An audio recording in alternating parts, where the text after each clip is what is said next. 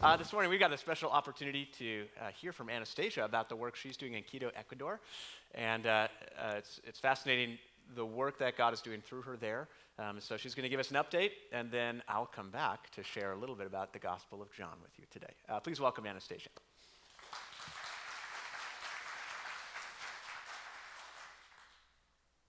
Good morning. It's so great to be here with you all again. And I'm super excited to go to Guatemala with the team, and it worked out that I could be here this Sunday to leave with them, and so I'm so excited to share with you a little bit about what has been going on in Ecuador, what the Lord has been doing.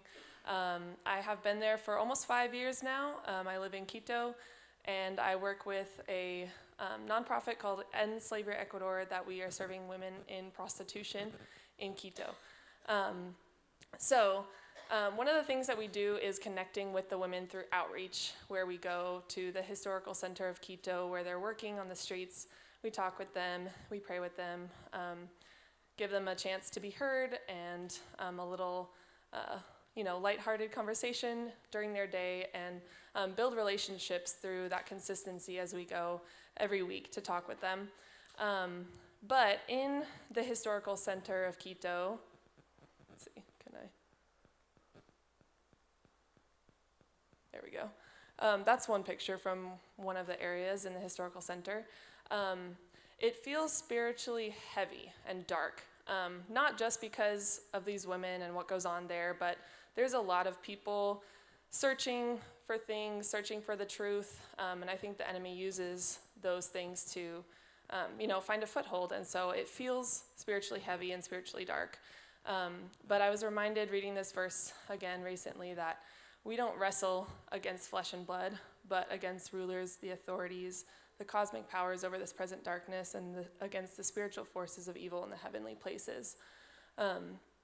So it's really not about, this ministry that's going on is not about these women and the choices that they're making necessarily and just about them, right? It goes deeper than that.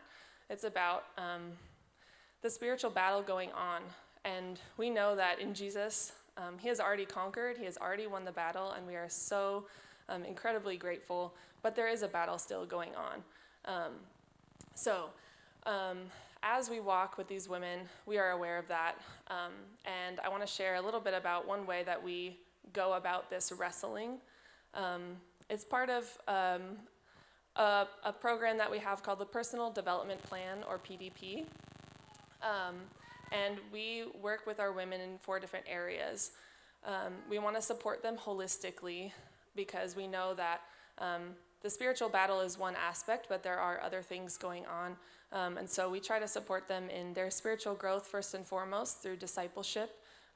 One-on-one, we meet every other week with them over a meal, and we study the life of Jesus. So we have a little curriculum that we go through studying the life of Jesus.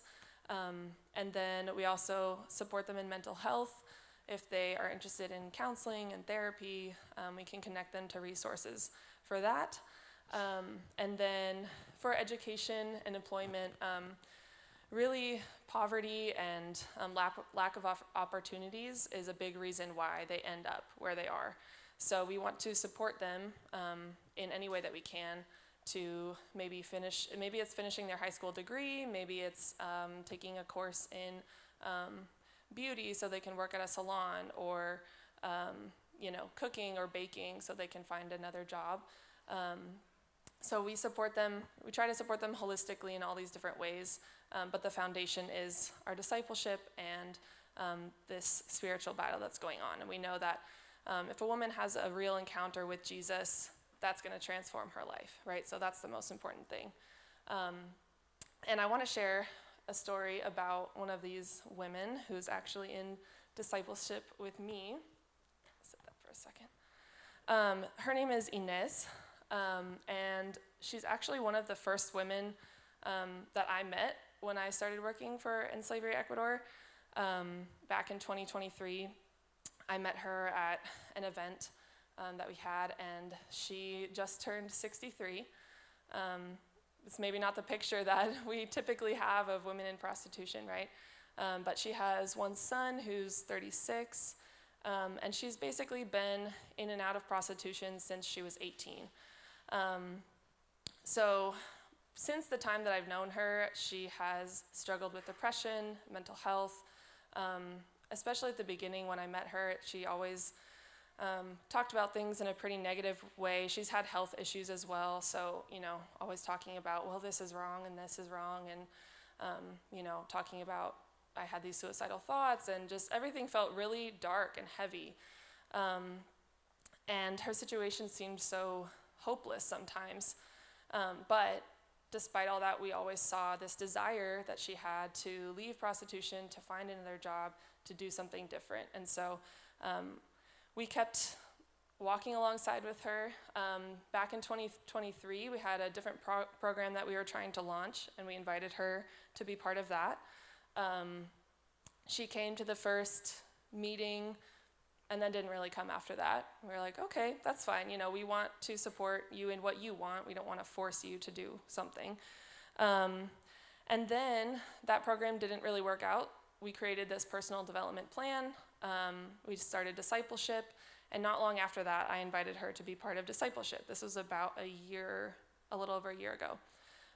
She came to the first one. It was great. We talked, but then didn't really respond to my text after that. Didn't really come. I was like, okay, well, again, I'm not going to force you. Maybe one day. But I kept seeing her during outreach. We would talk every week during outreach, and she was always really open with me, sharing what was going on, and continued to express her desire to get out of the situation. And really this year, since January, I think I've seen a shift in her. And I know that that's the Lord working in her life. She's had more energy, she's had more enthusiasm, and even more desire to connect and go deeper with us. So about 2 months ago, I felt a little nudge from the Lord, hey, maybe you should ask her again. So I asked her again, invited her to be part of discipleship. And she came, again, first time we talked, and I kind of explained what it would look like, how it works. And she was like, yeah, totally, I'm all in. And so we've been meeting for 2 months now. Consistently, we meet every 2 weeks. She has not missed a meeting. And even on the weeks when we're not meeting, she'll text me and say, hey, are we meeting today? So it's amazing to see the excitement that she has, the energy she has. She's been so engaged with the lessons that we're doing, learning about Jesus. She has a Catholic background. She learned a lot of things about Jesus. So she knows a lot of stories, and so we're able to kind of go a little bit deeper even. And that's just been amazing for me to get to have these meaningful conversations with her one-on-one and sharing who Jesus is and what we can learn from his life.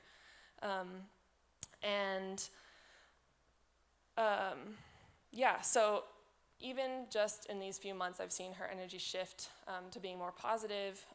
Even there's still hard things going on in her life. She is still working in prostitution. She has not gotten out yet. We're hoping and praying that we can work with her and that the Lord will open those doors. But even the rest of my End Slavery Ecuador team has noticed it, and they've commented to me wow, she's so, energetic and happy, and so it's so great to see her this way. So I'm just so grateful for how the Lord has been working in her life and this shift that I think, he's using us and our team, but he also has done a lot just in her life.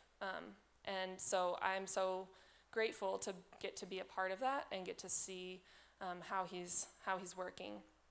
I just wanted to share that story with you as a little encouragement, and it's exciting for me because she's really close to my heart, being one of the first women that I ever met there, and now in discipleship with her.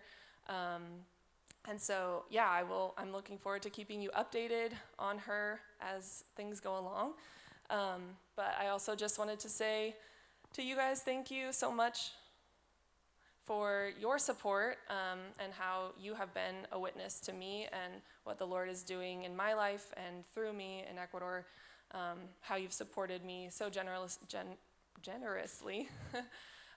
financially and with your prayers. And so I just want to say thank you so much for that. It means a lot to me knowing I have this whole body of people praying for me and supporting me. And there's some ways that you can get involved and stay connected. One would be keep praying. Prayer is a powerful tool and encouragement for me. And so, yeah, you can follow along. Also, my newsletters, if you don't receive them already, I include updated prayer requests in those as well. And then giving financially, because that's how I'm able to stay there and continue working with these women. I'm all fundraised. So, yeah, thank you so much for all of your support and your prayers and your generous giving. And just want you to know how much it means to me. So, thank you for having me here today and for all you do.